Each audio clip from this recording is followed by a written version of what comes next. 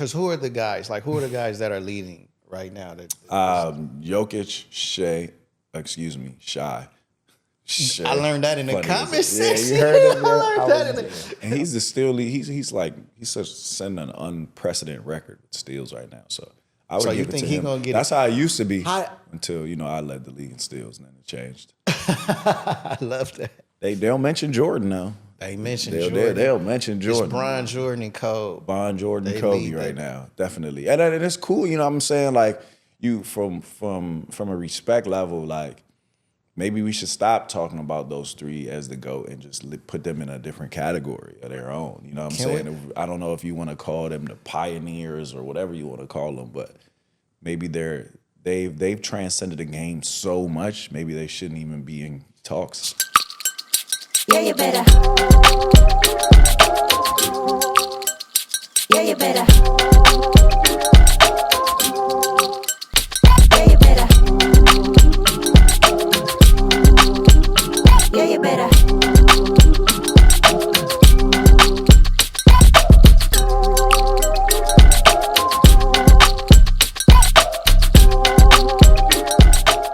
What's up, world? Welcome to another episode of The Inner Court.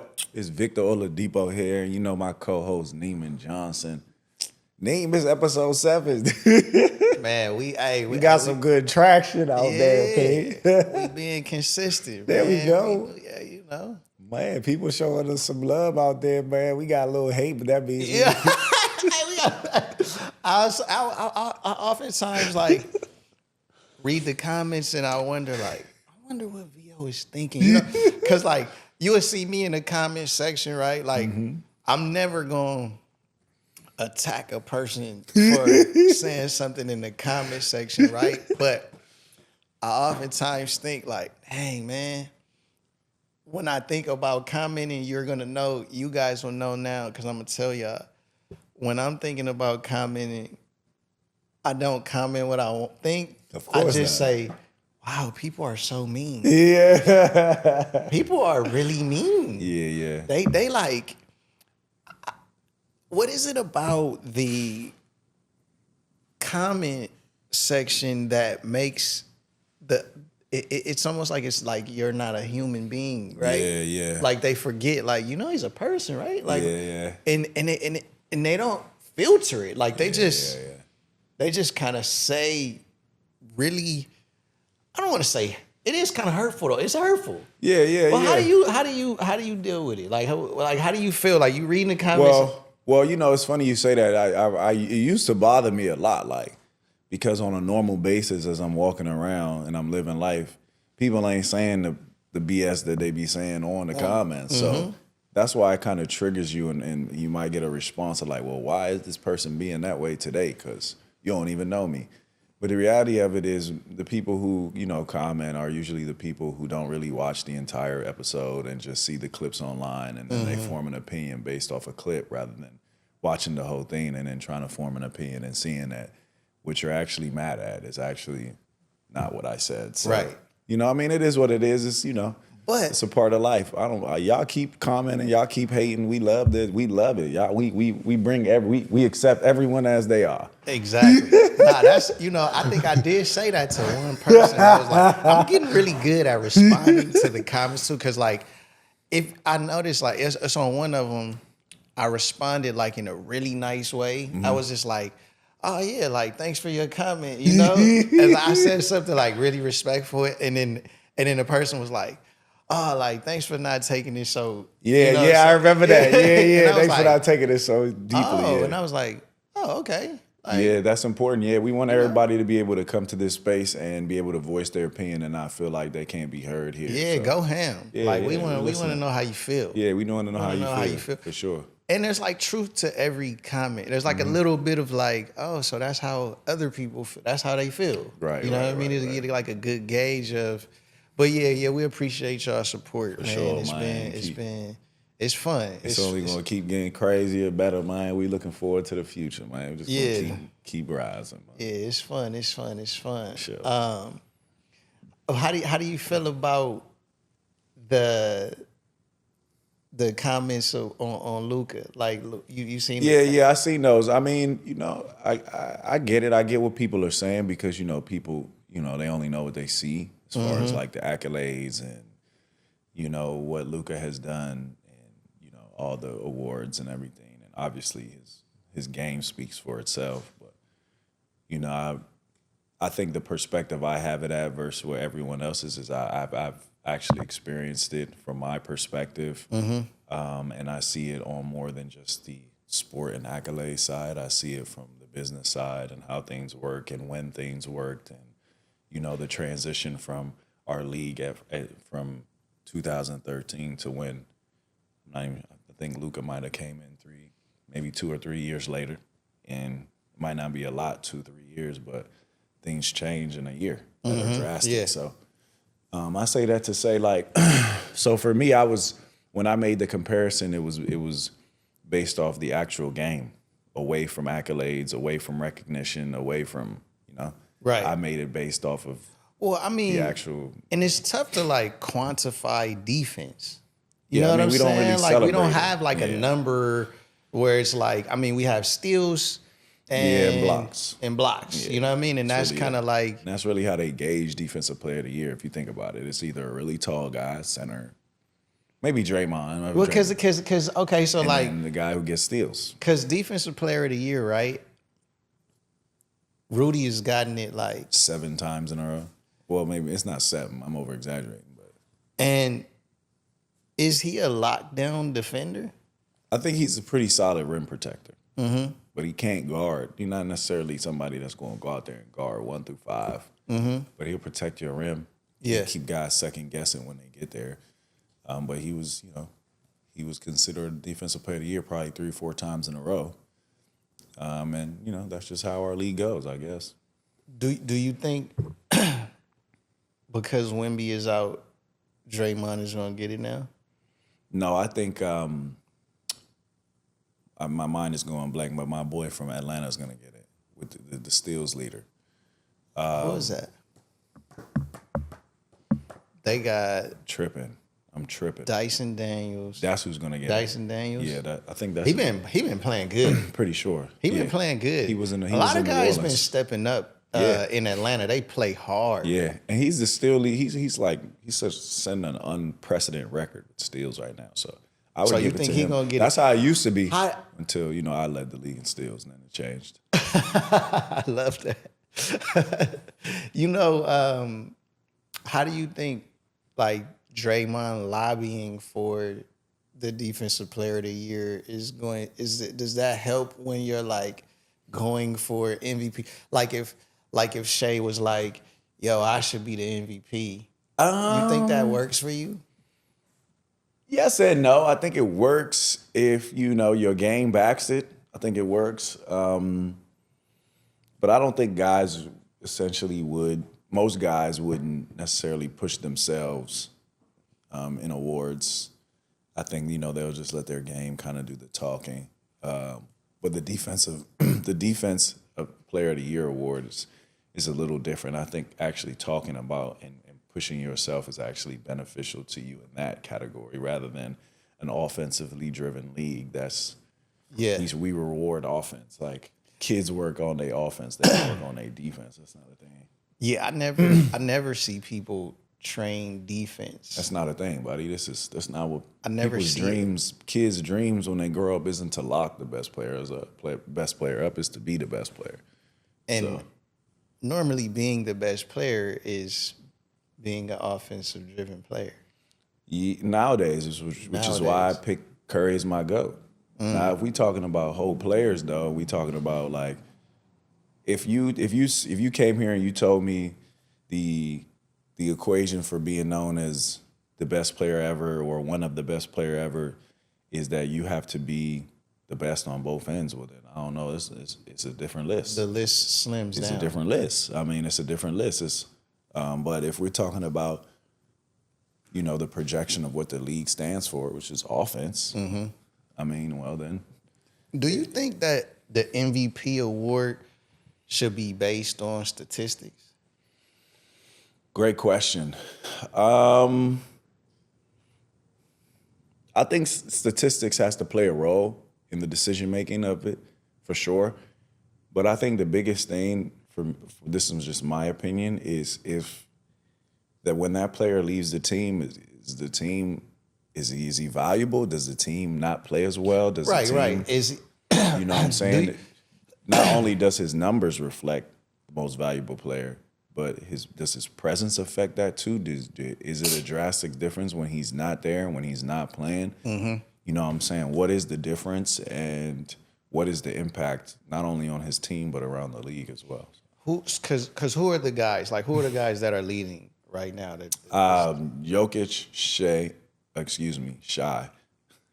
I learned that in the comment section. Yeah, you heard him. I learned that in the because it's not Shai, right? It's No, Shai. it's Shai, yeah, It's Shai. Shai. Yeah, I just learned that. So, Shai. Thank Shai. you guys. The by niggas way. be looking shy guarding them though. Definitely. Maybe we should call them shy. All right, but anyway. Shai. So you got Jokić, Shai. And then I would put Jayson Tatum up there. Okay. Even though, I mean, again, that's where it gets tricky because it's like, well, if we're talking about, it's just we just have to figure out what the resume to be an MVP is. Because when you say that, when you say like what the team looks like without their guy, their MVP or their Jokić, when he's out, it gets tough for Denver. Mm-hmm. Really tough. Yeah, I think. I watched the games, and then if you add Aaron Gordon out along with, they look. I'm sorry, guys. You don't got nobody to score it. Yeah, it's tough. I don't know what's going on. Like, I don't. But when they're out, it gets tough. Yeah. It gets tough. Which makes sense too because he's such a huge part of their offense and their team. You know what I mean? Like, so that's a great example. But like, if Shai sits out, I don't necessarily know if I'm as worried about OKC not being able to still perform at a high level. So, but at the same time, it's like, well, but Shai, excuse me. Now I gotta be very cognizant of what I'm saying because we don't want to get killed. But now, all seriousness. But now Shai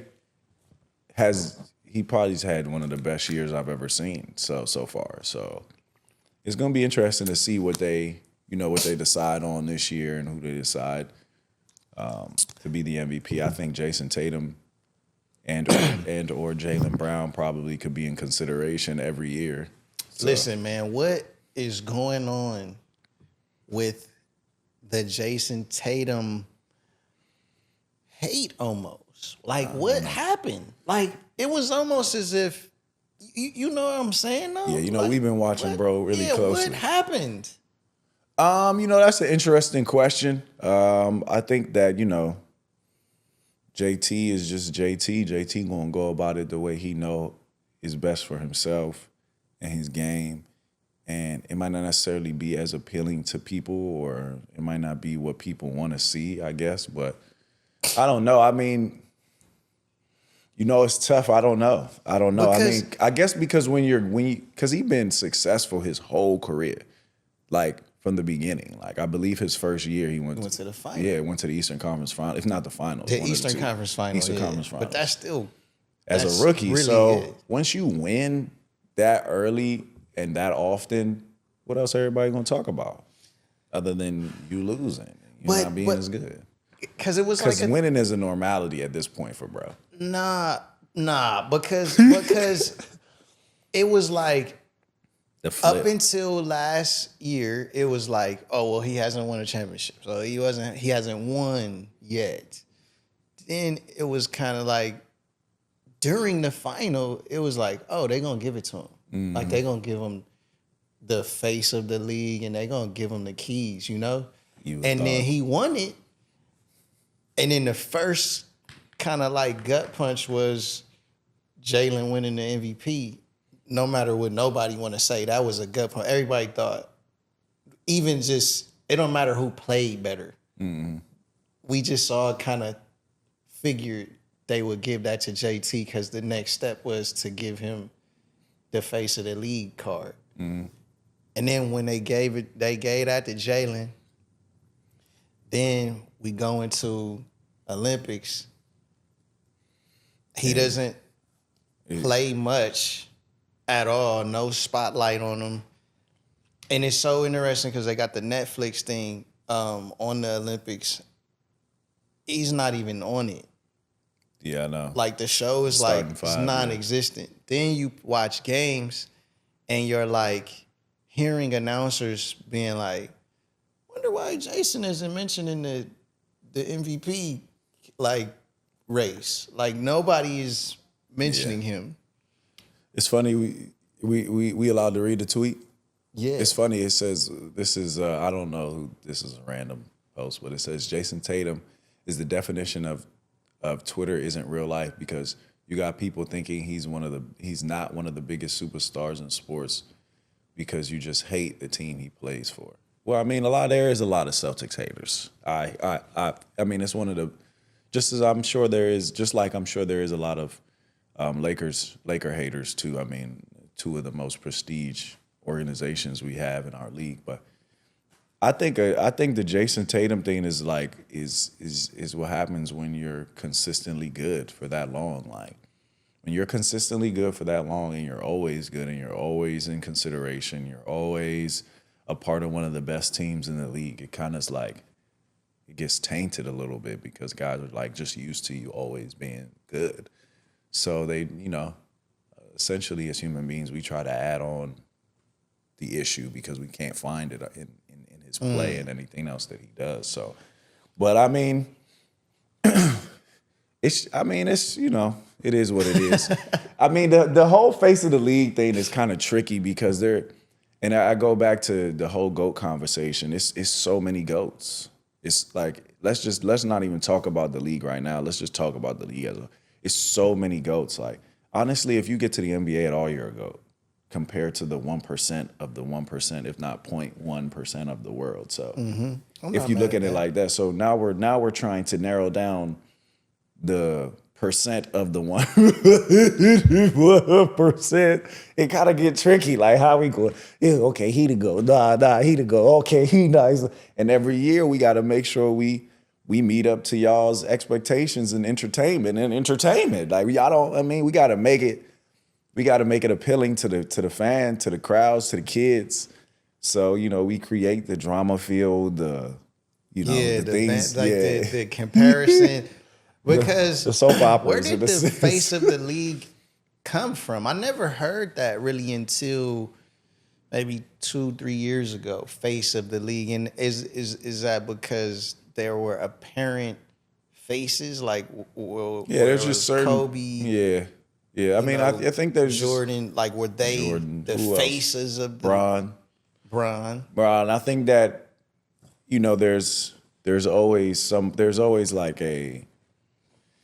there's always a staple. There's always somebody who is like, or some group of people, or I think right now it would be, in my opinion, it would be Bron, Steph, and KD, who are kind of like the three like OG faces of our league right now. And I think back in the day it was Jordan, it was Larry Bird, it was Magic Johnson.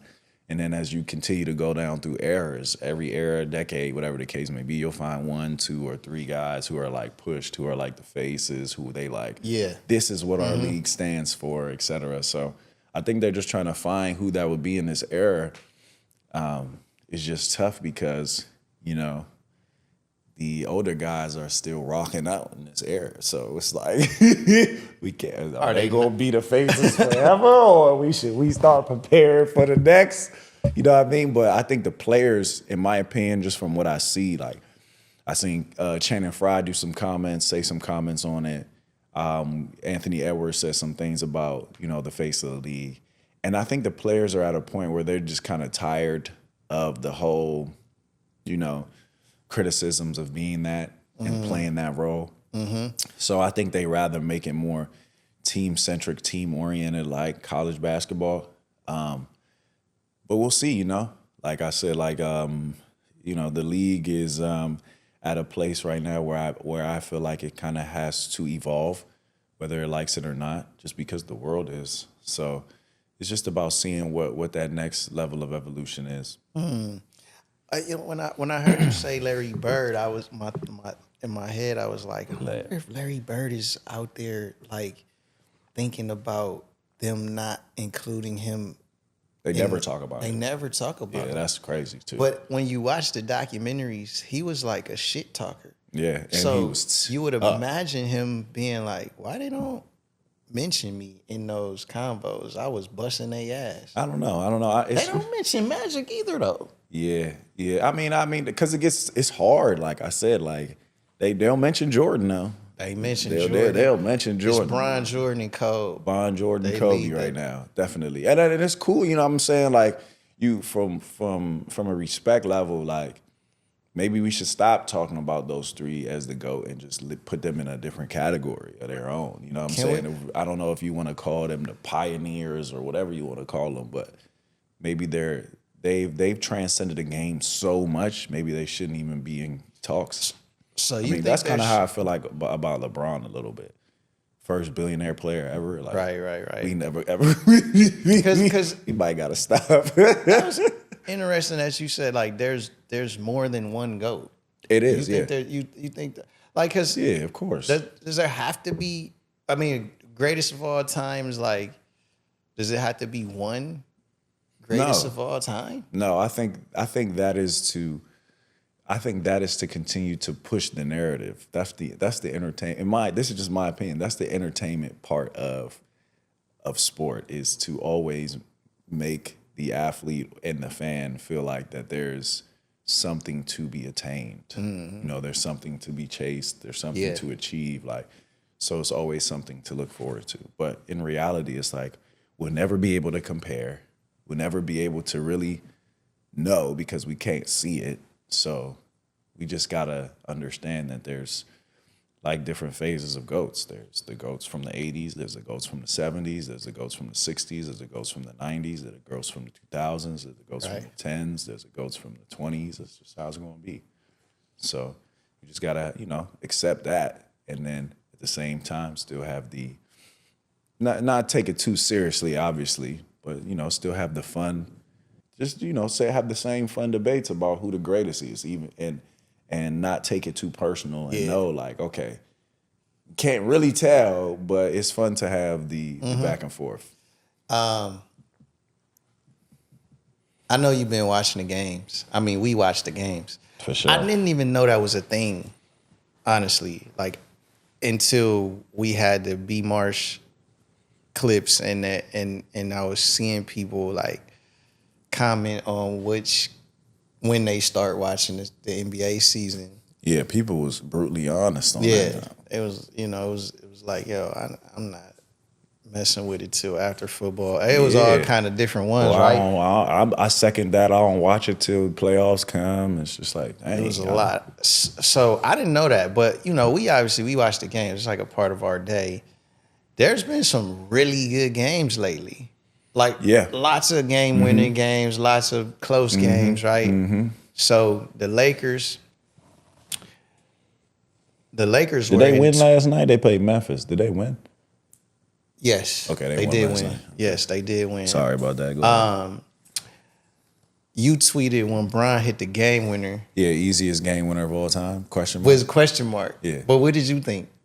It was just the. I haven't seen. I gotta see the other ones. It was the putback. That joint might have been the easiest. Put the barely had. That's the.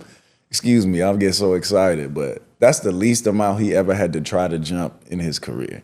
It was like, So I was like, man, we got to see. Is that the easiest? Is that the easiest game winner of all time? We just gotta look. I didn't look, but it was just interesting because a lot of people reacted. Yeah, they thought I was hating on him. It was. Look, I don't have no hate for LeBron James ever in my life. Like, but wait, who was he playing? That was Orlando. No, they was playing the Pacers. Oh, they was playing the Pacers. And they thought I was hating on the Pacers. It's just like, man. Pacers. Yeah, because in the next day, there's no hate in my heart, y'all. Y'all funny. Y'all want me to hate on somebody so bad. Maybe one day. Yeah, and maybe that played a. Yeah, no, not maybe, but that did play a bigger part because it was the Pacers and Sweetie, and it was like, and it's Bron, and it's the Pacers, so people like, oh, da. It was just like, nah, that's not it. I was just trying to see if it really was the easiest game So- in NBA history. Why are leads not safe anymore? I think leads aren't safe anymore because we've gotten so good at shooting the basketball as a league. And I made my comments on Steph. Yeah, I think Steph, the way he played, as far as the style of playing Golden State, kind of opened that door up, opened that gate up for guys to work on their shooting ability more. And essentially, the whole league was affected, and everyone's gotten better at it. So now, a 20-point lead in the fourth quarter is nothing. That's so. Back in the day, it would have been the Been subs game. might have came in. That would have been game. But like nowadays, team is up 17 at half. That don't mean nothing. Don't mean nothing. Nothing. But is at all. it just the shooting, or is it partly coaching too? I think it's the shooting. I don't necessarily. There's no disrespect to any coach, but a coach can draw up the best play in the world. The player's got to execute it. So for me, it's like, there's nothing that a coach can draw up that is like game breaking unless they have the players to do it. So the personnel to be able to execute it. So for me, I think it's the game. It's the players are now aware of what we're trying to accomplish, which is we're trying to get the best three possible. So if it's early in the shot clock, if I'm coming down and it's a quick swing or a quick swing or a quick drag or a quick pin or a quick whatever you want to call it. But I'm trying to get the best looking three as soon as possible. If I can't get it early in the shot clock, well, then I'm swinging it around, playing in flow and trying to get the best possible three out of that or a layup. It's either a three or a layup in our league now. There's no middies anymore except Shai. That's like Shai, and amongst others. But Because I just think if I'm up, I'm an NBA coach, I'm up 20 at any point. I'm calling a timeout. I say, hey, yo, team, let's bring it in. Check this out, fellas. I don't need no more threes. I don't need no more threes because and but this is why I'm saying this is why I asked you this, because I notice a lot people go up 17. This is like a common thing in the league. So you're gonna see a 17-point lead, 20-point lead early. No matter, I mean, first quarter you're gonna see a 10-point lead, and then you're gonna see the players with the lead. They gonna lax up. They gonna lax up. You see it. And then you see the little nonchalant three. Hey, we go up 20. Hey, bring it in. Timeout. I'm gonna be the first coach. Wait, why you call it timeout? They up. Yeah, because I need to talk to these guys. Hey, check this out. I don't want to see no more threes, no nonchalant threes. Let me get a stupid high percentage shot. Let me get the stupid high percentage shot. Because now the pressure is on the other team. They got to make threes. Let's pressure the 3-point. We know that's what they doing. Let's make it very difficult because you can play good defense nowadays, like you said. People, they going to hit they three. You can have it, you know what I mean? You can have a hand all in the face. But that don't make sense though. yeah, it gets kind of tricky. It gets kind of tricky, Neem, because when you're down versus when you're up, it's two different mentalities. So when you're up, you want to be in a space where it's I think coaches are aware that it's okay, we want to get the best possible shot. We don't need to come down and shoot no hero threes. We don't need to come down and do no crazy things. We got to get the best possible shot. But at the same time, I don't want them to take their foot off the gas. You know what I'm saying? I still want them to play to win. But the thing is, when you tell them that, it's but it's not even hey, let's take our foot off the gas, fellas, but let's just go get a high percentage shot. I want a good look. I don't want nothing other than I'm up a dub. Some players, when you do that, though, it takes away their aggressiveness. Some teams, when you tell them that, might take away their aggressiveness. So some coaches might say, I'm not telling you not to be aggressive, but, get the best possible shot. Get the best possible shot to some teams, and some players might be, okay, I'm slowing it down and I'm gonna swing it around and get the best possible shot. But in doing that, you slow down the pace, you slow down the game. the team that's down, you giving them energy because they don't have the pace offensively is now slowed down, so they don't have to move as fast in rotations. They don't have to worry about certain things that's going to exhaust them defensively. So now it gives them a chance offensively to come down. I'm going to play faster. I'm going to get more threes up, knowing that the team that's up is going to come down and slow down the pace because they're trying to get the best possible shot because they're nervous about their lead. You know what I mean? So it's like, that's why it gets kind of. That's what's the fun part about when a team goes up early and you're like, well, this team could come back and win. Like this team is like I think recently, a couple weeks ago, we seen a game with Cleveland and Boston. Oh and yeah, Cleveland went up early. I mean, Boston went up early. Yeah, because JT and Jalen was hitting. They was hitting. Get out of here! Yeah. In the first quarter. Yeah, that was the first quarter. Yeah, And then- get the out of here. And then by the end of the game, Cleveland won. But I say that to say, like, those games, that's what could happen. It's like, oh, we got an early lead. It might not even be in the first quarter. It could be in the first half, like you said. Like you could be up 17-20 in the first half, coming out feeling good, feeling great. And then that fourth quarter could come. It could be a 3-point game, 4-point game, and people's like, oh, well, what happened to the lead? And it's funny, you know, I said that comment about coaching, but people will say if you give up a lead in the league, it's bad coaching. So That's why I asked that. But it's like, yes That's and why I no, asked you that. know. But Because I feel like if I'm coach, I'm like, hey, yo, bring it on y'all in, ass fellas. in. Cause watch. No more now threes. Watch when y'all watch. You gonna see the team up 17. Nonchalant threes coming. They coming up. last. They coming. Yeah. Let me ask you this, right? Because another thing is like when you get to the league, you're good. For sure. Like I just saw this. I don't know. I think it might have been Gil actually that was talking about Pat Bev, and he was like, it was Gil. He averaged 40 in high school. He said, "Bro, this guy averaged 40 in high school." Sure did. He was talking to the kids. He like, "Yo, guys, if you think you gonna get to the league and be a scorer, you're not. Nah, that's not like true. these guys." So I No say that guarantee. There's no guarantee. because the talent level is high in the league. It is. Like there's some times where like you can have a team like Philly where you know they got their reserves in, they got the bench guys, but They'll you sneak got to up go on out you. there and compete. Like Better, these 'cause guys are in the Quentin Grimes league, gonna right? give you 50 right now. But I'm wondering, the teams that are like OKC, Boston, Cleveland, are those players just that much better than like let's say like Brooklyn Nets or Charlotte Hornets or I think the it's Wizards? Like, why are they losing so many games? great question. In my opinion, I think it's culture. I think it's how teams are built and what stage they are at in their development and building and what kind of team they have. I think OKC, you know, not too long ago, they was young trying to figure it out in the league. And then I remember Chris Paul going there.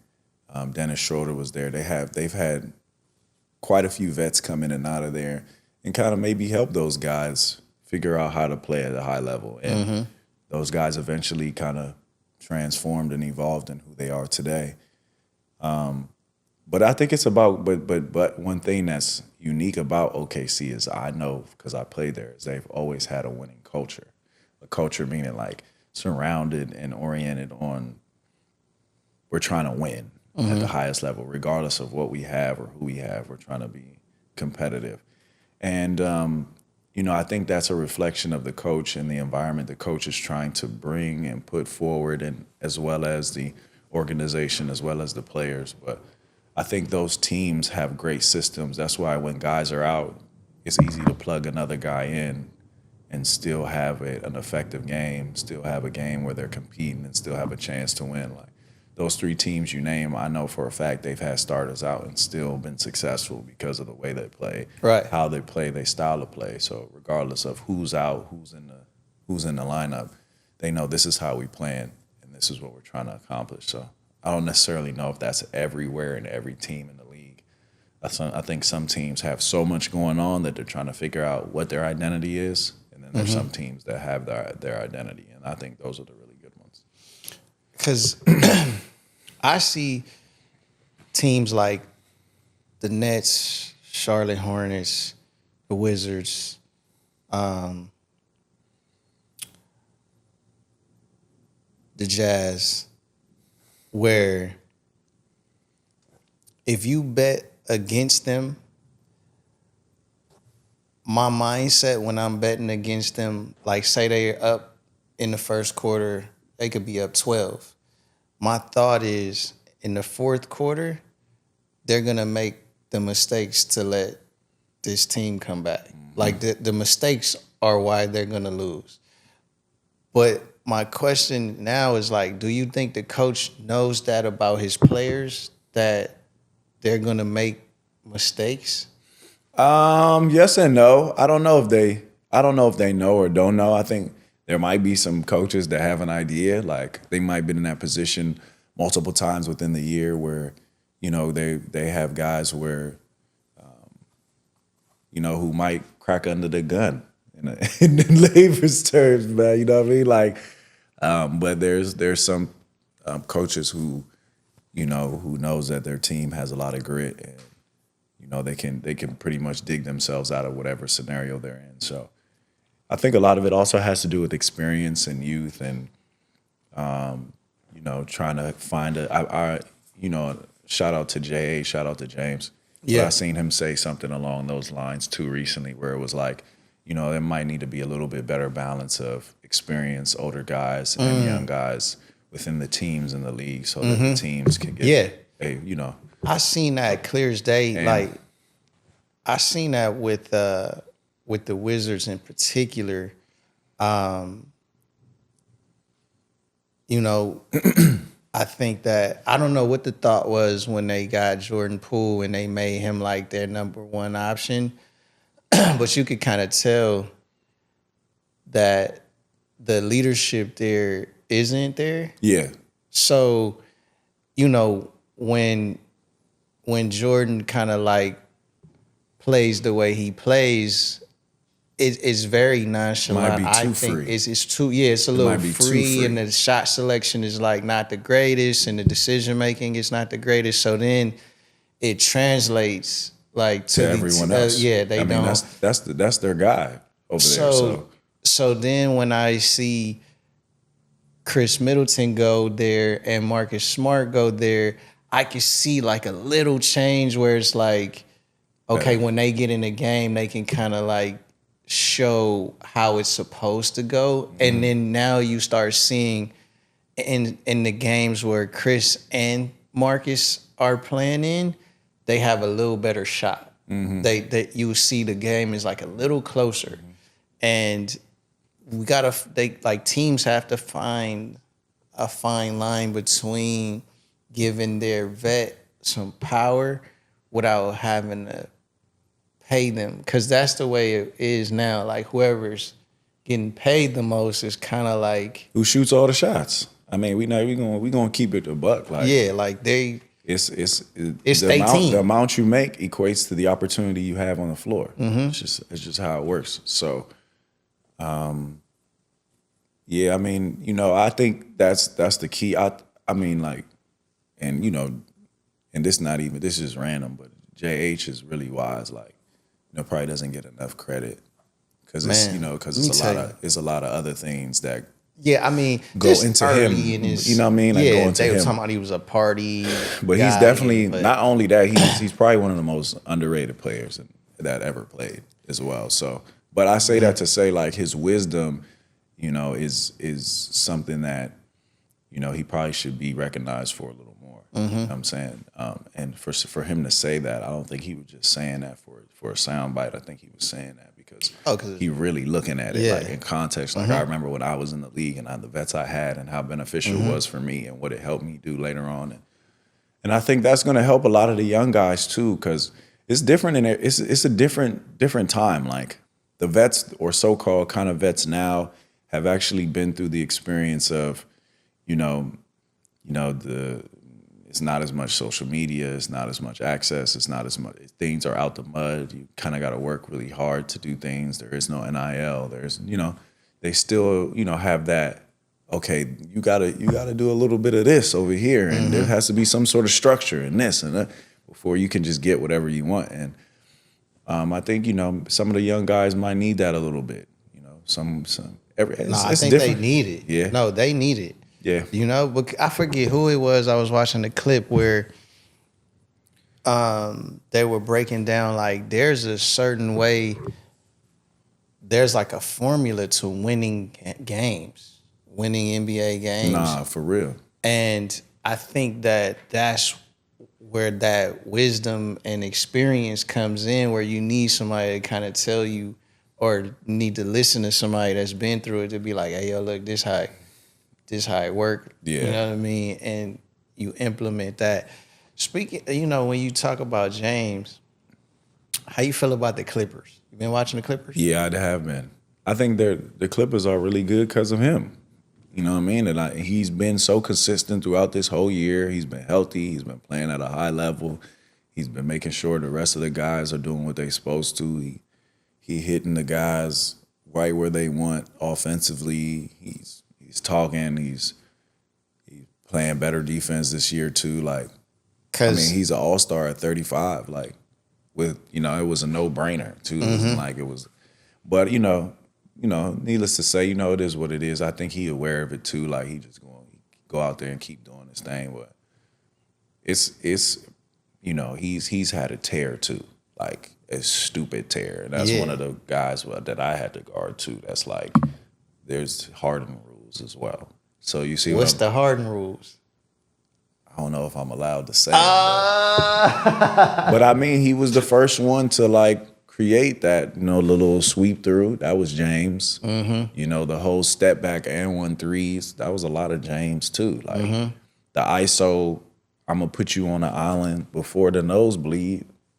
That was JH, bro. Like we got to give him his props for that too. Like, bro played a huge role in this whole transformation of the league going to shooting a ton of threes, and he was super hard to guard. Like, bro, there's clips of people guarding him and they're at the 3-point line and they're standing behind him.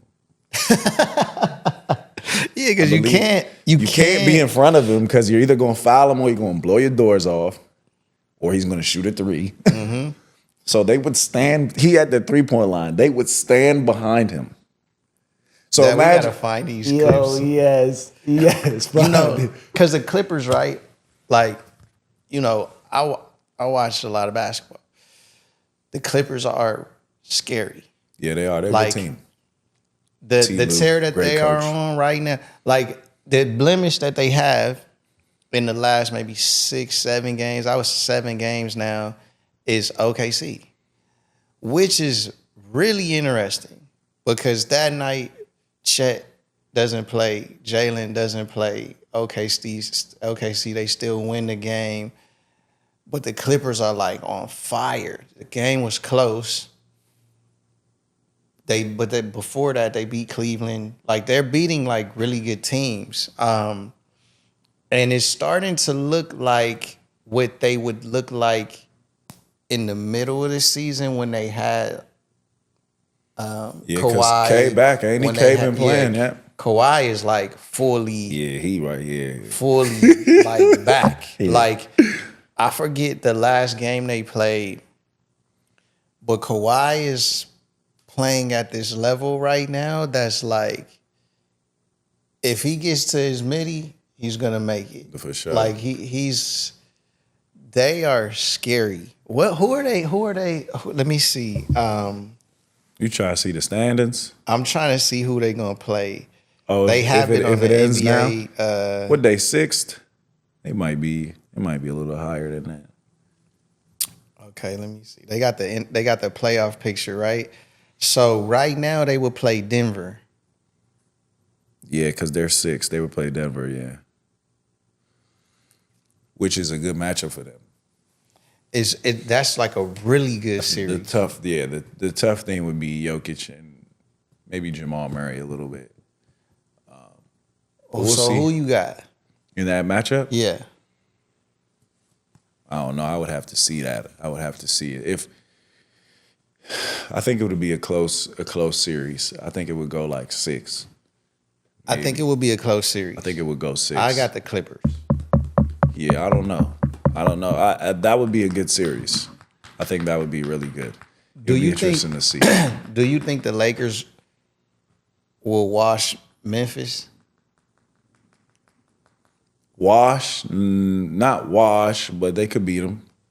It's a possibility they could beat them, especially now. They just fired their coach yesterday, 3 days ago. So what did you think that was about? Like, that's something that we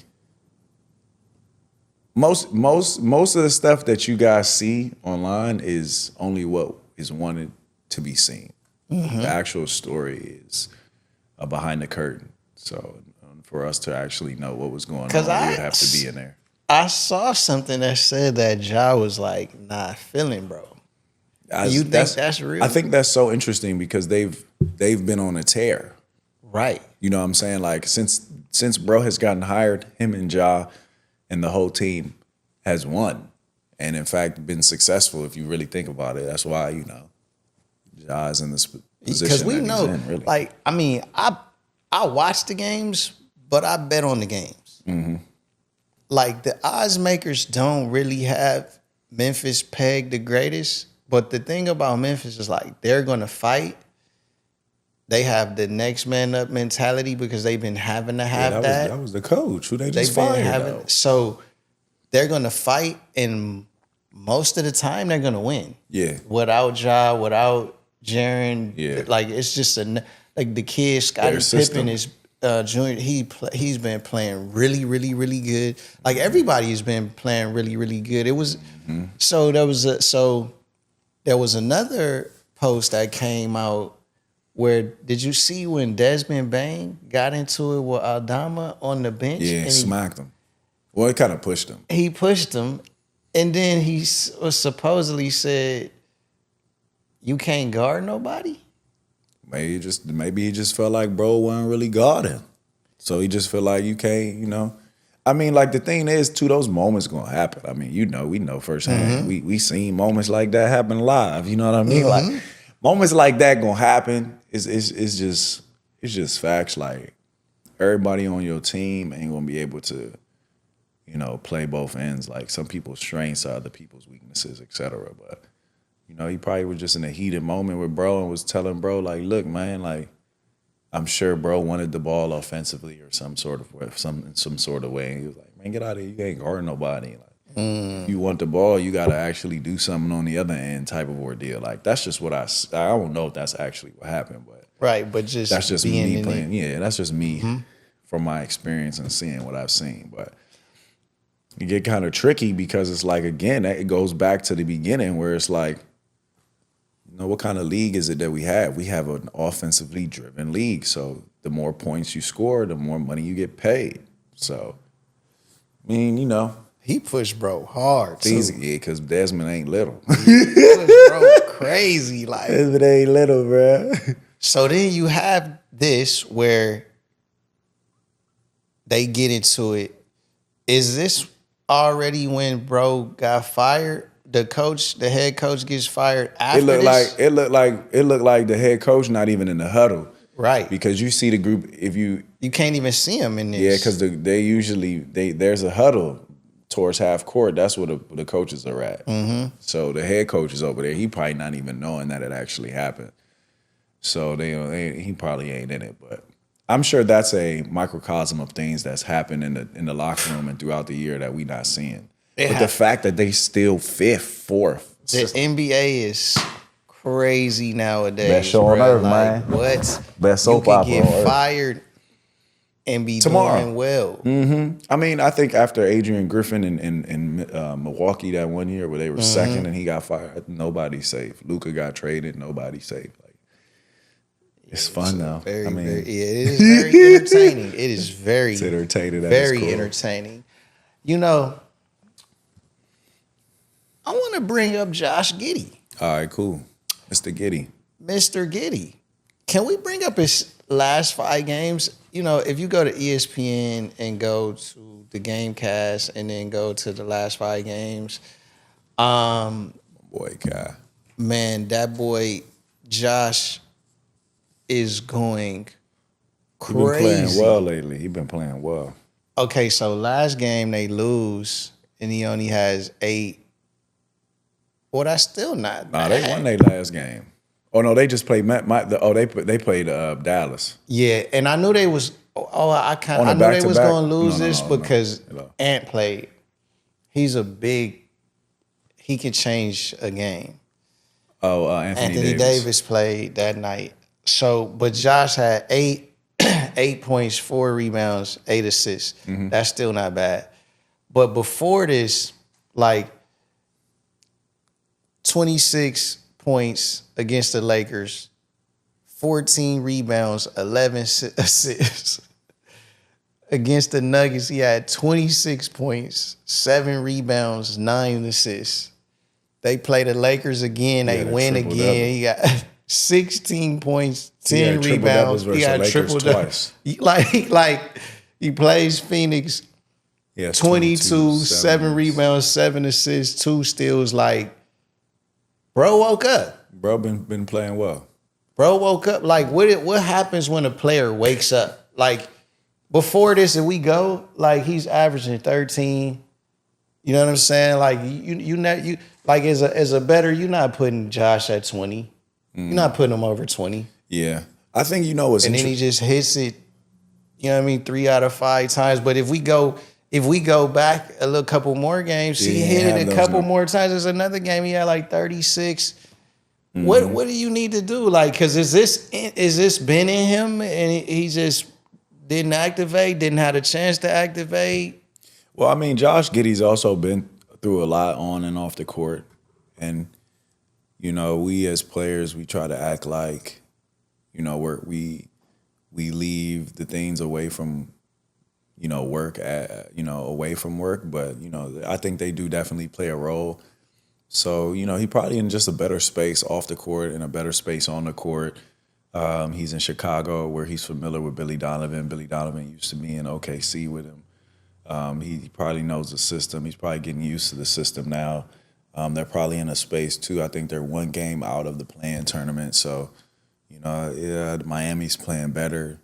So they're like, oh, you never know though. So they're like trying to pick it up. And then as well as, given the opportunity to do it. I think a lot of stuff and a lot of success in the NBA equates to opportunity and being able to maintain that opportunity year in and year out. So I think a lot of players, now there are some that, don't get me wrong, like there are some players who, it might not work out for. Might be given the opportunity, might be given a position, and, it might not be a role that suits them. But I think for Josh Giddey, he's in a position to succeed in Chicago where they have a young core. They're letting the young core play. They got a familiar coach. And, the noise about all the other stuff that he was going through kind of died down. So he's just trying to take full advantage of it. That's pretty much what he's doing, I think. Josh, I see you, bro. I see you. I know hooping, a lot buddy. of people don't see you because, all the games ain't televised. Everybody ain't watching and you not on Sports Center, but boy, you going crazy. Yeah, you hooping, You my know? boy. Keep hooping. Yeah, keep hooping, dog. Sheesh. You mentioned that they could play Miami. Yeah, For either the play playing Miami spot, right? or they could either play Miami. Yeah. Actually, they'll play Miami first in the plan. For the playing, right? Excuse me. How you feel about Miami? Miami, we just watched them play the Warriors. Jimmy came back, We did. We seen that. had the tribute. You think Funny. Hey, I think it was funny. well, all right, so what do you think was funny? I think it was funny that they got they gave Jimmy the tribute. My boy get to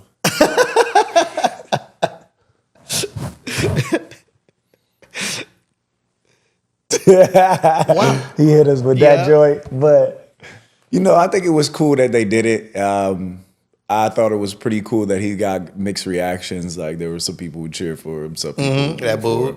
And then during the game, every time he touched it, he got booed. I thought that was cool. But I mean, I think it is what it is. I don't think I wish Curry would have played so we could have really seen like, the real.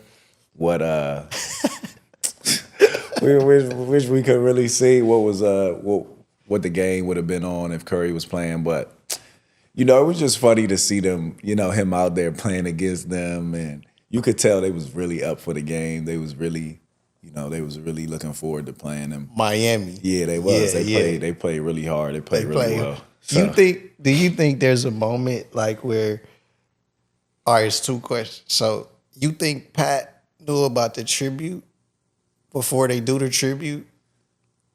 Yeah, if I had to guess, I mean, they probably had to make sure it was okay before they let just right, did right. it. Right? But Pat, do you think ain't Pat Riley name on the court? Yeah, that's what I'm saying. They got to make sure it's straight before they put that on the. I'm wondering, like, you think there's a moment where where Pat's like, we ain't doing no tribute. It might have crossed his mind. Then I think he said a prayer and it's like wifey probably was like, man, what would Jesus do?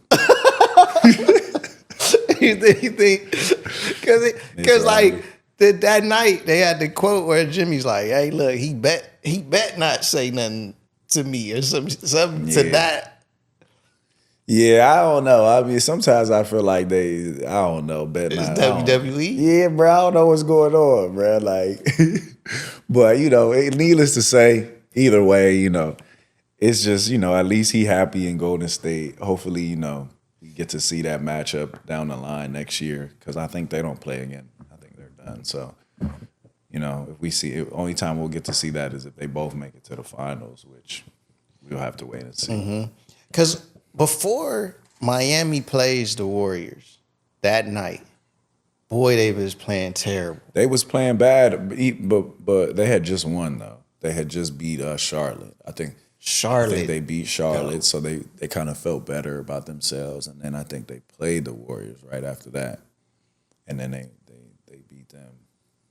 But it seems like Miami's picking it up a little bit. No, they picked it up. I feel like they beat Charlotte, they beat Miami, then they just beat Atlanta. Yeah, and I think they got a good chance. I think that Bam and Tyler just have to get settled in that role of being the guys for them and essentially, understanding that responsibility of both of them sharing that responsibility. So, but they both are capable. We're gonna see. It's gonna be interesting to see if they play Chicago at home first for the first playing game, or if they are able to get home court advantage and play the first game here in Miami. But we'll see. Either way, I think they got to. I mean, the way, regardless of heat culture, regardless of the wild stuff that's happened and all the stuff that's been going on, the way they play, their style of play has always been effective. You can't not recognize that. So they always got a chance. I like that the combination of Ware and Bam on the court at the same time. Yeah. And how they using Ware. I think that it could get dangerous if they develop that. Yeah, it could be really similar to Giannis and Brook Lopez in Milwaukee. So we'll see how it goes. Bam's been playing. They both been playing really well together. Bam's been playing better with him in the lineup. So we'll see, man. Bam, it's helped Bam expand his game, which we know he's capable of. So we just gonna wait and see, man. We're gonna see how this postseason ends for them, and then we'll see how the years go on in the future for them. But they definitely got a bright future for sure. Jason, play the clip. You got a clip? Jason got a clip of. Norris said it from his mouth that heat culture, when LeBron there, wasn't heat culture. When LeBron left, heat culture came. A player said it out of his mouth. He was there with LeBron to win it, and then he witnessed what heat culture was when LeBron left. Very different rules. Jimmy Butler's the superstar. You think Jimmy's rules are the same as everybody else? Because if it was, he wouldn't have been flying on his own plane when he wants to. Don't stay at the hotel. Stays at an Airbnb. Is that his culture? How does he even know that? Superstars Because do what it's the Gilly. superstars Gilly's do. smart. Because, first of all, how does he know that Jimmy is not staying at the team hotel? Because Jimmy not the only superstar to live like that and do things like that. Jimmy not the first person to do that and be like that and live like that. Because that, my friend, is Boy, hey. accurate. That boy talking like he's still playing. Right, boy. Like he suited up Like- at 7 every night. Huh? He play for the Heat. Like Oh, he God. know, like, cause what? Jimmy ain't staying at that hotel. I mean, it's No, certain. sir. It's certain. I mean, it's certain. Certain guys have live a certain way, live a certain lifestyle, are given a little bit more leeway than other guys. Well, what does he mean? What does he mean? Heat culture wasn't Heat like what is he? I think what he's trying to say is like when LeBron was there, it was LeBron's team, so the team kind of reflected who LeBron is, what LeBron stands for, and because they were his guy, or it was his team and he was the guy. It's kind of like what you were saying earlier with Jordan Poole, like, and we're not picking on you, Jordan. Nah, We not at all, fans. dog. I We think your fans, game brother. is incredible. I just think that But we think that's there, it's kind of similar to there's a point where, okay, if he shoot a couple bad shots, he the bad player, it might trickle down to the rest and then they'll build the identity of that's who they are. Like, So I think what he was trying to say is when Braun was there, the team reflected who he was. And then when Braun left, I think it was so traumatic that they was like, you know what, this is a cultural thing now. This is about the team. There's no player above the team. And then when, I love those. And then when, love those, thank you. You know who you are. But then, I just feel like for Jimmy, I think Jimmy just was doing what made him comfortable. You know what I mean? Like sometimes, there are guys who, need to have home with them at all times. So, he might not stay in the team hotel. He might, stay somewhere else or, whatever floats your boat. Like, I mean, it's pretty apparent that the NBA is pretty much like, you just need to be ready at 7. You need to be ready at 8. Whatever the game is, you need to be ready for it. So, I mean, what guys do outside of that, everybody grown. So I really don't have nothing to say about that. But, I think that's pretty much what Gilly's trying to say is like, it was one way when Braun was there. It's another way when Braun leaves. Why is Jimmy the exception? Do you think that the Heat show a little bit more love to the guys that they drafted than? I mean, wouldn't you? If you was an organization and the people who you hired to make professional decisions for you pick certain players on your behalf, you're gonna take care of those entities. You're gonna take care of the entities that you chose, whoever it is you chose to reflect you. Whatever decisions they make, you're gonna make sure that you invest in those decisions, because you pick them, you put them in place. So whatever decision they make, it's like you making the decision. So I'm gonna push whoever I draft because I want everyone to know that my sport development, the people that I have in place that are making the decisions are the best in the business. So I don't want anyone thinking otherwise. So what way do I make sure that narrative doesn't change? Well, I make sure whoever I draft, I showcase them. I make sure that they're the best players. I make sure they have, the best chance to be successful over here. So I don't think the Heat are the only ones, doing that. I think it's a bunch of teams that are doing that. Now, there might be an exception where, your organization might not feel like you can shoot and trade you.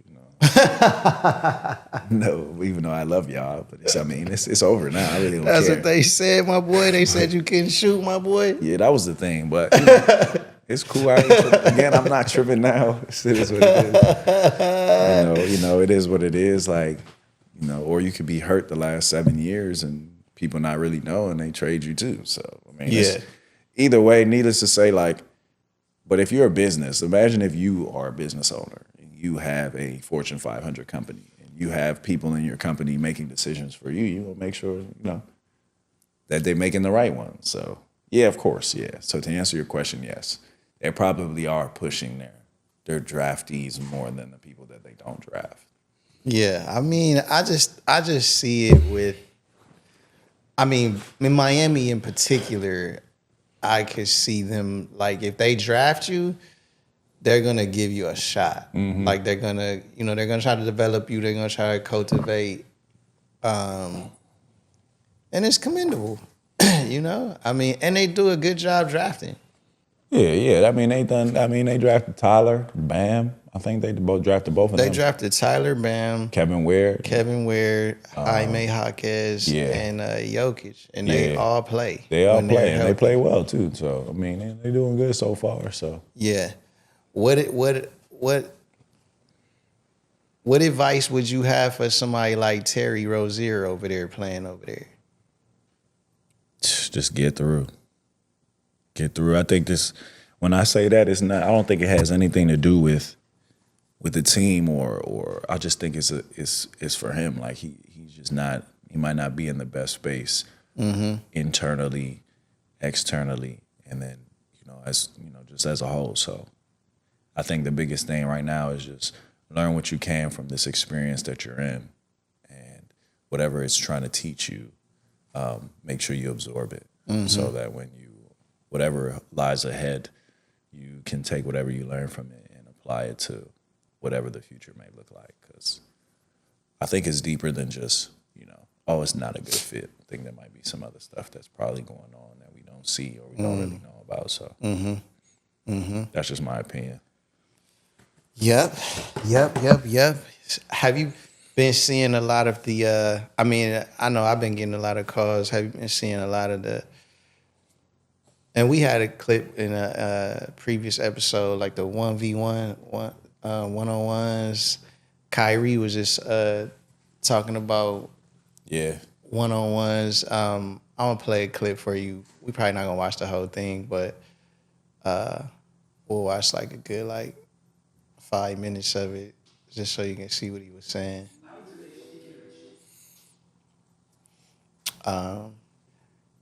This past All-Star weekend, I was asked a few questions. A few of my peers were asked questions like, what do you think about a one-on-one tournament in the NBA? Let me tell you about a one-on-one tournament in the NBA before we get back to Moon and Nesco. A one-on-one tournament in the NBA is not going to happen the way y'all want it to because there's a certain level of political / professional stuff that happens in between, right? Say I go against somebody else, right? In the NBA, it could be Dame, Steph, it could be Darius Garland, it could be Donovan, it could be anybody, right? In the NBA, it could be any point guard, right? That I match up with. A lot of guys, and it's not me, but a lot of guys don't want to be in front of the camera playing one-on-one. A lot of our one-on-ones when we're working out, especially when you're a professional NBA or you're an NBA player or you're a professional player, you do that in the sacredness of a private gym. You rarely play one-on-one for the cameras.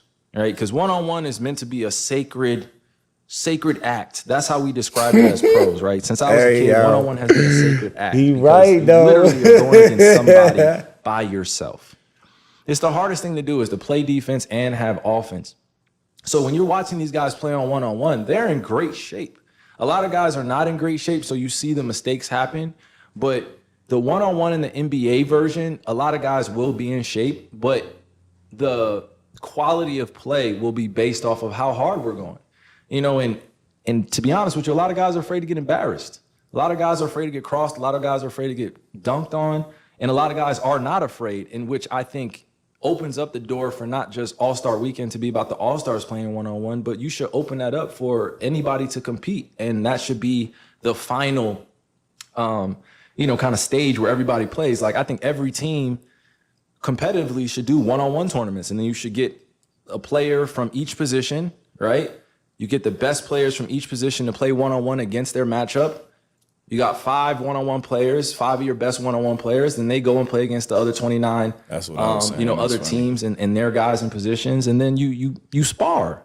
This is sparring. One-on-one is called sparring in the NBA. We don't play professional one-on-one, you know what I mean, for money. We play team sports to win championships. That's what a lot of us do it for. But one-on-one exposes people. Yeah.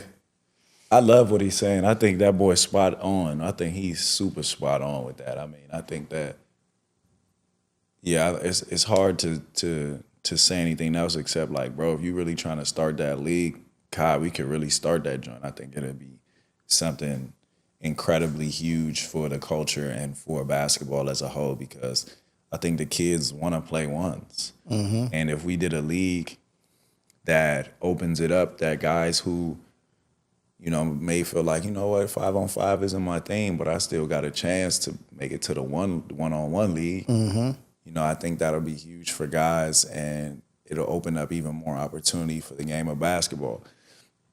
As far as playing the ones within the league, I think he's right. I think there's some guys who wouldn't mind, and I think there's some guys who would probably try to stay away from it because, you know, guys are consumed by the everyday narrative of that is pushed for their, you know, for their image and their likeness. So, you know, like you said, guys wouldn't want to get embarrassed. Guys wouldn't want to be seen as someone who get crossed or dunked on and playing ones. But, you know, if we could get it to the point where, you know, I think money solves everything. So if they get a good enough reward, or, you know, it's structured right, I think guys might actually want to be involved. And I also think if we don't do it at All-Star break, I think guys would play harder. I think if we waited until, you know, either after the season's over and do an All-Star weekend and, you know, have that one-on-one tournament there, I think that guys would play harder because they know, like, oh, I have 3 months left. I mean, 4 months before the season starts. Mm-hmm. So I gotta, you know, I can play hard right here, and then I'm gonna take a break and then get back into my summer routine, et cetera. But I think it's a huge idea. It's a huge space right now. I think that playing ones is the next evolution of our game. As crazy as that sounds, I think that we've pretty much done as much as we could with the 5-on-5 aspect. I don't see us expanding anywhere past Curry range. So unless we, you know, unless we implement, unless we implement, you know, the 4-pointer, but right, I don't see us 4-pointer making the court right bigger, making a lot, you know. But as far as like back, fan interaction, right, and interaction as a whole globally in the sport, I don't see who wouldn't want to play, who want to be involved. Ones could be a situation like where there was a league, like, you know, it could be something where like some of those guys that play in those leagues in the summer, like the Drew League and those pro-ams, like the MVPs of those leagues are normally those guys that are like really good one-on-one, you know, but team sport. Yeah. But they could, you know, nowadays the way social media is and the way that we communicate, they could be their own little star. Like they could be. That's what I'm saying. Yeah, you could, because you could make the league cater to more than just professional athletes. It could cater to kids as well. You could have a league for kids. You could have a league for high school kids. You could have a league for college kids, and then you could have a league for the pros, all ones. Each team has 5 players that play ones, and then you have however many teams in the league, and they have 5 players on each team that play ones, and you schedule it out, and they have seasons, and they have everything, playoffs, all that, the same ordeal, but just ones. And every person on the team has a chance to play one-on-one with everyone in the entire league at some point. You know what I mean? And then you figure out what y'all going to, how many dribbles, how many spots, et cetera. And I feel like people would watch it at a high level. And the fact that the engagement is more than just professionals. Like there's professional athletes, there's college athletes, there's high school athletes, there's little kids. Like I think that makes it even more impressive. And with NIL, I mean, the littlest kid could make money playing basketball. Even though later on in life they might not end up being hoopers, they still made a little something from their dream. So, I mean, so, you know, I mean, I don't know who's out there and find interest in that, but boy, that would be something that we would be interested in for sure. Kai, if you're interested in that, shout out to Kyrie Irving, man. Heal up, boy. We praying for you. all that whole shebang. You know what's up, but man, I think it would be a huge movement for sure. Mm-hmm. Nah, it'd be big time. You been watching college basketball? Yeah, I've been watching a little bit of college basketball. It hurts me every time the tournament comes around. I'm not gonna lie to you. Oh yeah, oh man, I didn't know that. Yeah, it's just a little small hurt just because I felt like I definitely should have one of those at least. You got close. Yeah, kind of back-to-back Sweet 16s was bullshit. I mean, that's close, cool. Bro. I mean, that's close. Not close enough. Some people don't, they don't get there. Yeah. I mean, so. But I've been watching a little bit for sure. Yeah, I've been watching a lot. It's been interesting to watch because I hadn't really watched a lot of college basketball, right? First note is college players, y'all in the summer or whatever y'all summer is, work on them free throws. In college, they've been missing free throws, P. It's a lot of the guys, there's going to be like your one guy on each team that shoots it like 80% from the line. All the other guys, they're going to miss one. At least. They're going to miss one. And I didn't even know that, like, this is so fun. I mean, I never really watched college. I wasn't into college. I just watched the league. So college got this thing called the 1-and-1, where it's like, if it's not like a shooting foul, they give you. They still do 1-on-1s and cop 1-and-1s. 1-and-1, yeah. So like the 1-and-1 is like this, y'all. Right? Come Yeah, on, Mike. The 1-and-1 is crazy, bro. It's been too many years, Mike. Come on, Mike. Just 2 shots, man. So 1-and-1. They you still get got the 1-and-1. foul. 1-and-1 mean like if you miss the first free throw, you know that it's up for grabs. Like it's a free ball. You know what I mean? And it's like. I'm telling you, it's like 70% chance you get that 1-and-1, player gonna miss that first one. That's my first note on the college. Mm-hmm. Second note is, been watching Cooper Flagg. Yeah. Cooper Flagg is good. Yeah, he a killer. Yeah, he good. He good.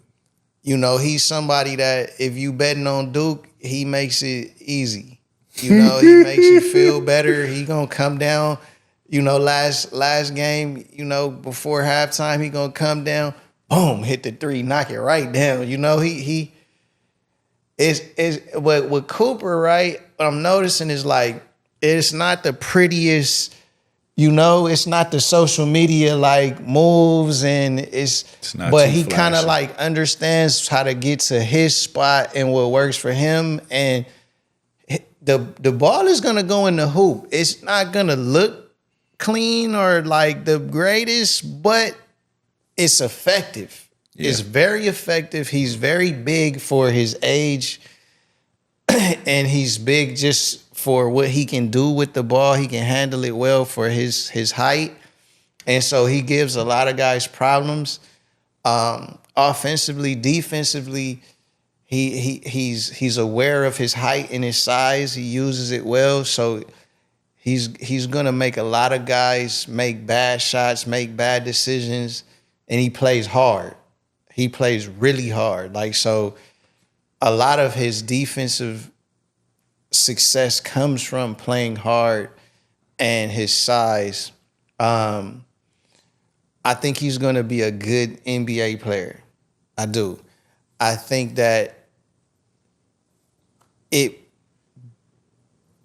doesn't really matter if he comes out now or later. I think as far as like, I think if he comes back, if I was him, I would just work on developing my game even more, just like straight gearing up for the league, like gearing up for the speed. I don't know if I would necessarily care about like winning another. Because I think they're going to win it all. Oh, dude. I don't think there's no... I wouldn't be surprised. I don't think there's no competition. I think Florida? No. I don't think Florida... Like... Houston? No. I think I just watched Houston struggle against Purdue. And it's like... Duke is not struggling against anybody. It's just too many weapons. and they don't need Cooper. They lost the ACC tournament, didn't they, to Louisville? Or did they beat Louisville in the championship? I don't know. Look it up, but I don't think they. I know they played. They only lost, ACC I think, tournament. like 3 games. I think they probably won it though. I mean, if I'm guessing, but it's not a competition. Like it's not. They're gonna win it. I mean, I don't even know how else to put it, but they just have too many weapons. Yeah, they got a lot of weapons, weapons, bro. It's like, and they know how to use them. How you feel about Cooper? I've been a fan of Cooper since he was in high school. He went to, I think he went to, I mean, I'm pretty sure he went to Mount Verde, which is here in Florida. So I had a chance to catch a glimpse of him a few times.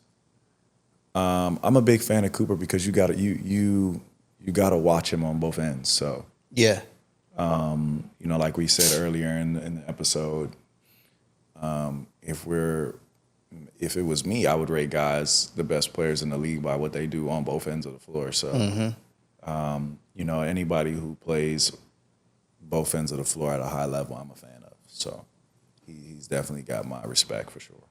Yeah. No, they won the SEC. I mean, Yeah, they won the ACC. It's not too, I mean, the ACC, my bad. But yeah, Because as you Cooper can didn't see, play in that game either, and they still won. That's what I'm saying, though. It's like they're dangerous without him.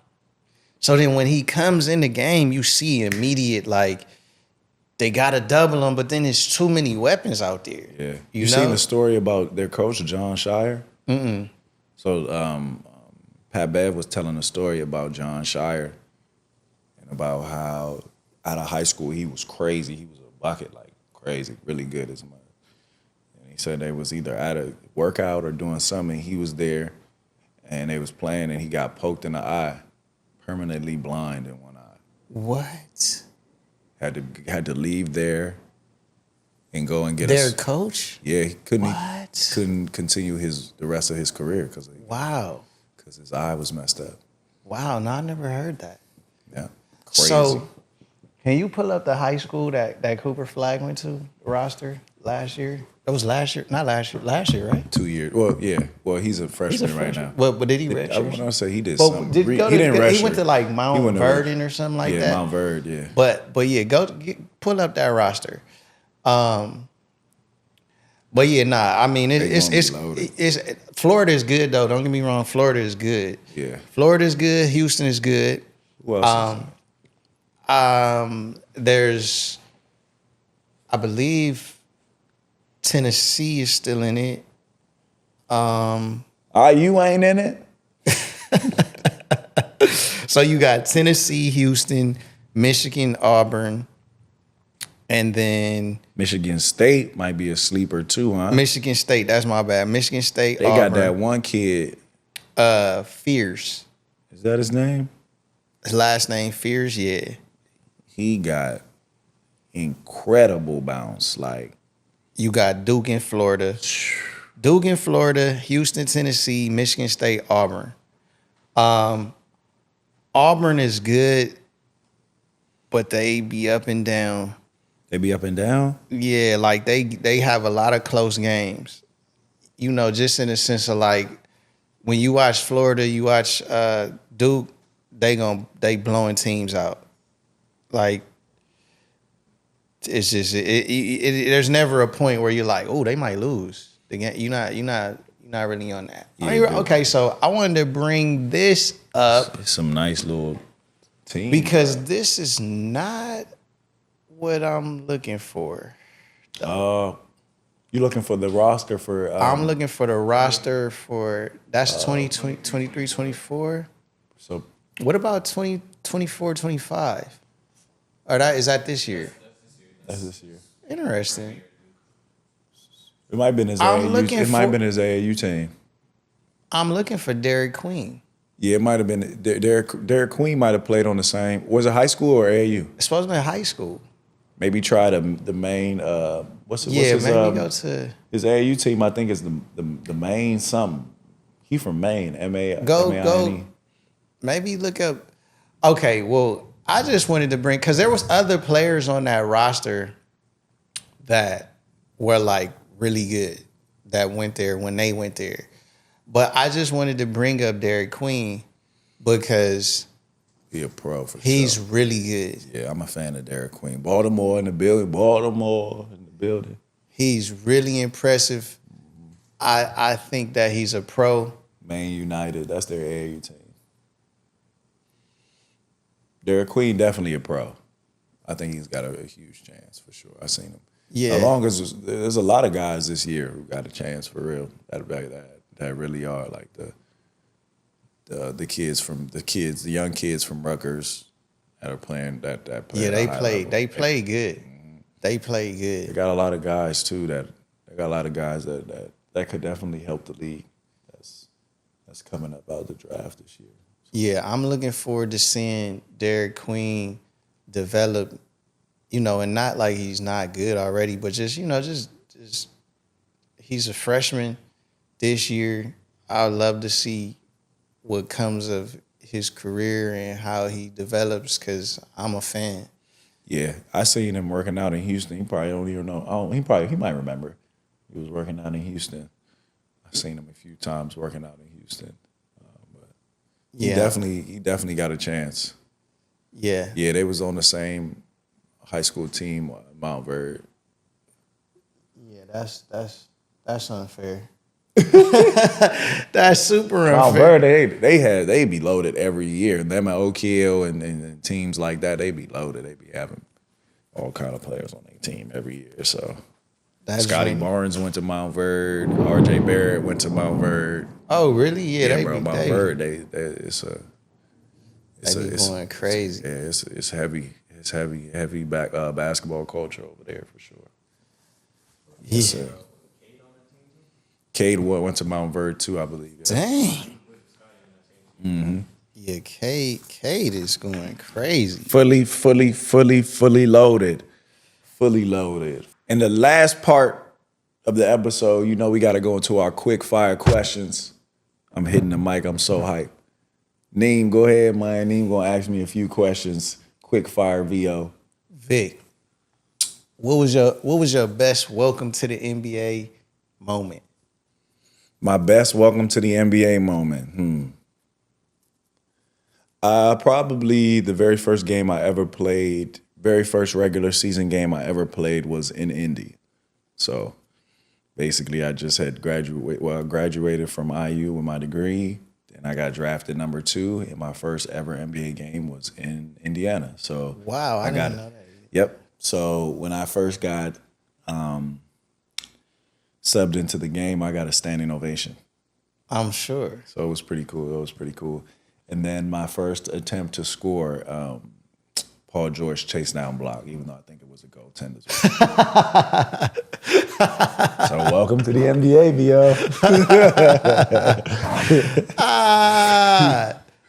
Do you go back and watch it? No, was it? I haven't seen it. I gotta go to me see it was, but Well, goaltenders they be a thing with you, huh?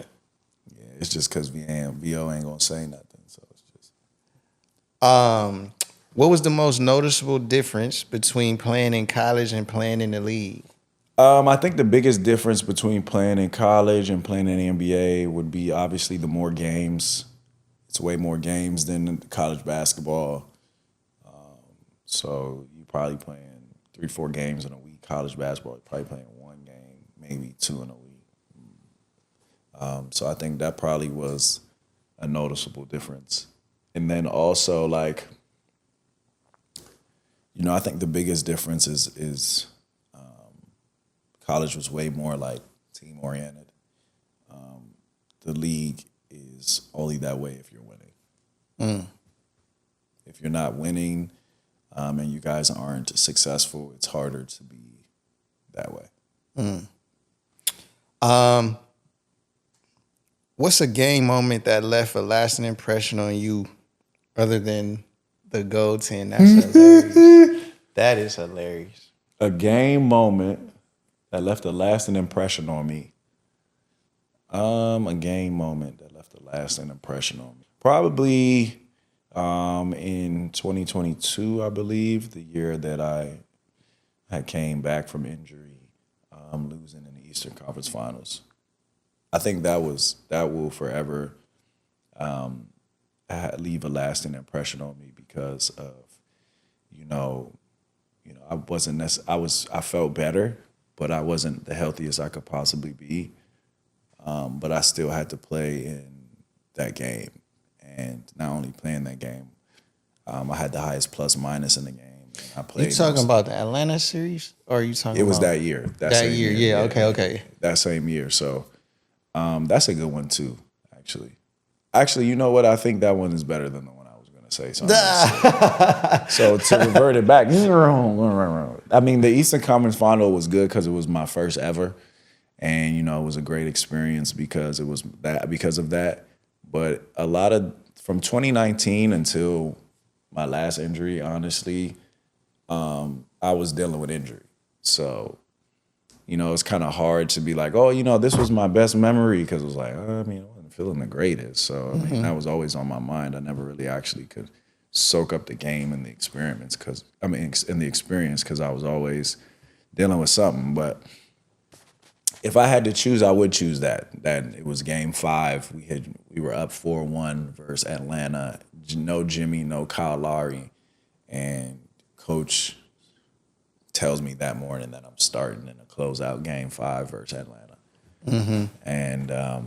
and kind of expected to close out too. Yeah, that's the job. That's the job. The job is we're trying to win this game.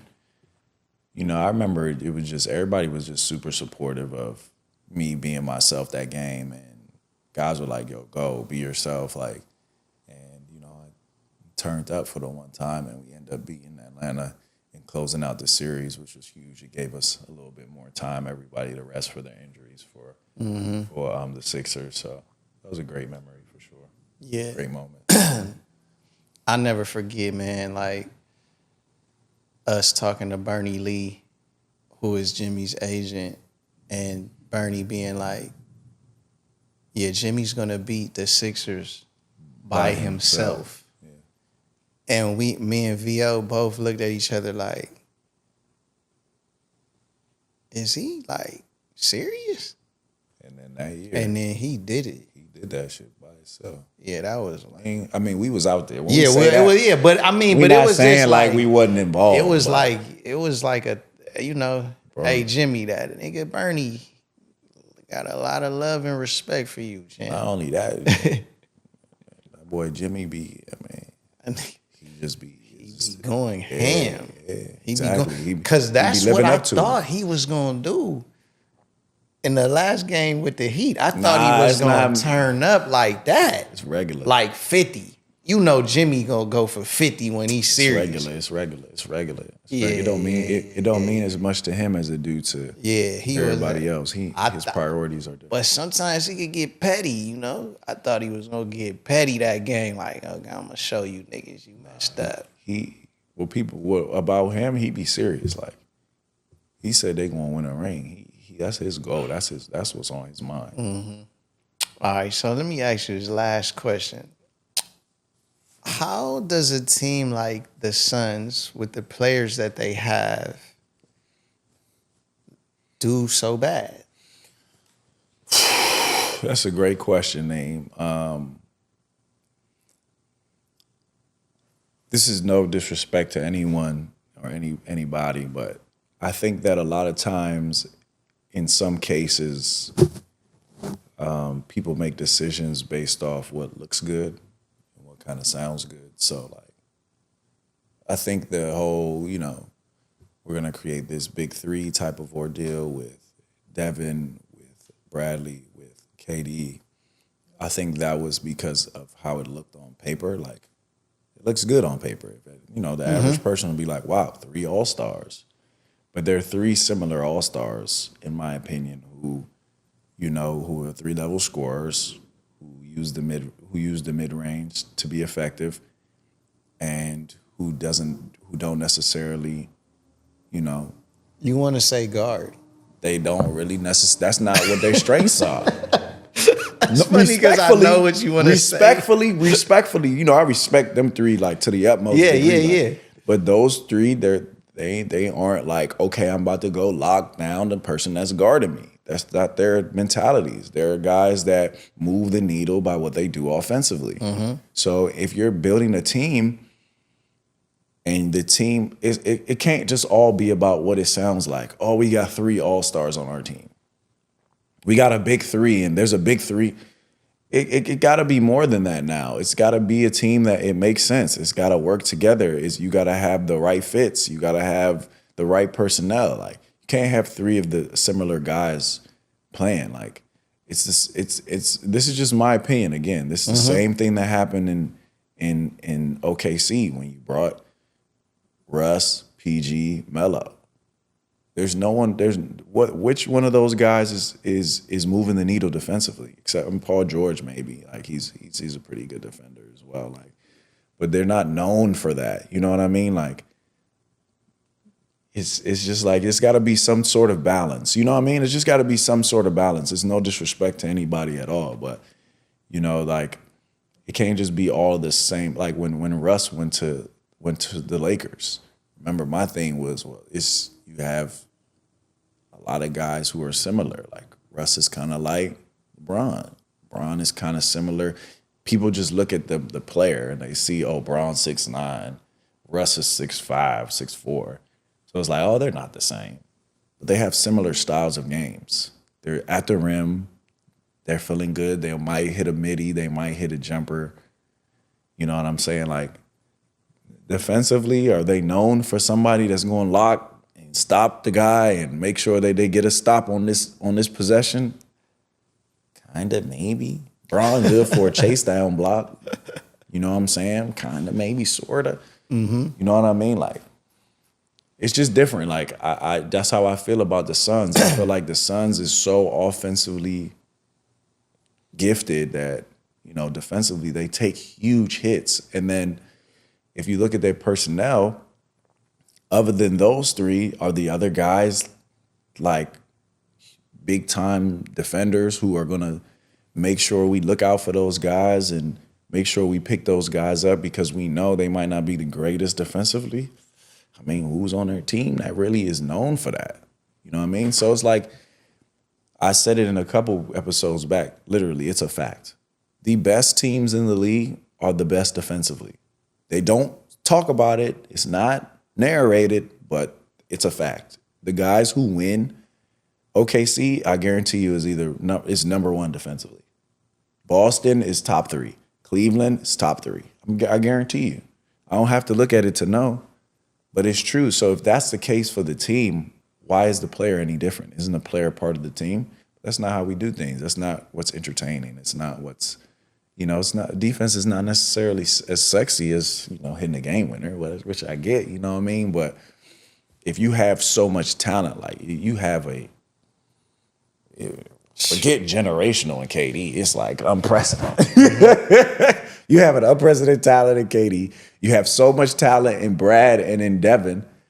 You just got to put the right personnel around them, or you got to, you know, it only should be 2. If I'm being real, like. So what do they do from here? Who goes? Who stays? Brad got the no trade clause. Yeah, it's going to be interesting to see what they do. If I'm the Suns right now, I mean, it's so easy to say, like, you know, it's just going to be interesting. The NBA is I don't want to say the same song and dance, but the similar song and dance. So if I had to guess next, they'd probably see if they could get a new coach. Not saying that they will, but I mean, based off how the story goes, that's probably the next thing. And then after that, you know, if that doesn't work, the start of next year by All-Star break, I think they'll be making trades next year by All-Star break. I don't see them doing anything this summer. Just because I feel like those guys are all tied up in contracts. So I don't necessarily think it's like a thing where they'll make a move this summer. But they could get a new coach. I mean, that's essentially when things don't work out, they either trade or they fire. So it's just a matter of either if they get it together or when they make those decisions. But I just think when it comes to people making decisions for what my team needs and what my team doesn't need, they shouldn't just base their decision only based off of popularity or accolades, or no, it should be really, you know, thoroughly looked at, and or just the best decision possible. But it should be thoroughly looked at, like, okay, how do these guys complement the guys I already have, you know? And not saying that it isn't, it just, well, from sitting here looking, it just ain't been working. So, I mean, it's just about, you know, adding, like, maybe, you know, and this is just me talking, maybe Brad wasn't the best fit. Maybe they should have went a different route.